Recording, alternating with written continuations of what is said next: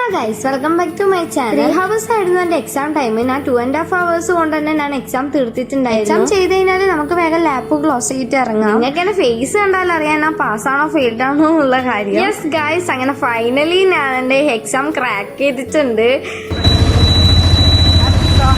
അങ്ങനെ ഞാൻ എക്സാമും കഴിഞ്ഞ് കീന സമയത്ത് തന്നെ ഞാൻ എന്റെ വീട്ടിലേക്കും വേണ്ടപ്പെട്ടവരെല്ലാം വിളിച്ച് പറഞ്ഞിട്ടുണ്ടായിരുന്നു. I M so happy because ഞാൻ രാവിലെ പോകുമ്പോൾ നല്ല ടെൻഷൻ അടിച്ചിട്ടാണ് പോയിട്ടുണ്ടായത്.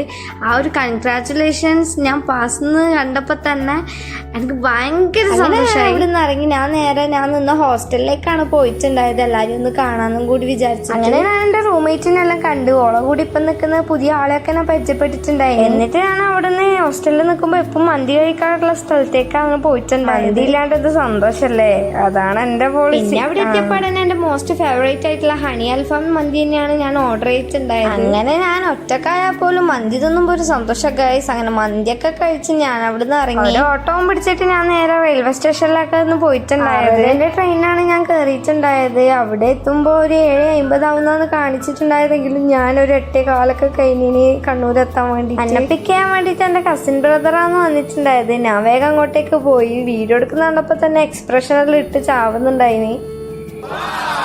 എന്നിട്ട് നമ്മൾ രണ്ടാളും വേഗം വീട്ടിലേക്ക് പോയി. അപ്പൊ ഇന്നേക്ക് ഇത്രയേ ഉള്ളൂ. നെക്സ്റ്റ് വീഡിയോയിൽ കാണാം. Bye bye.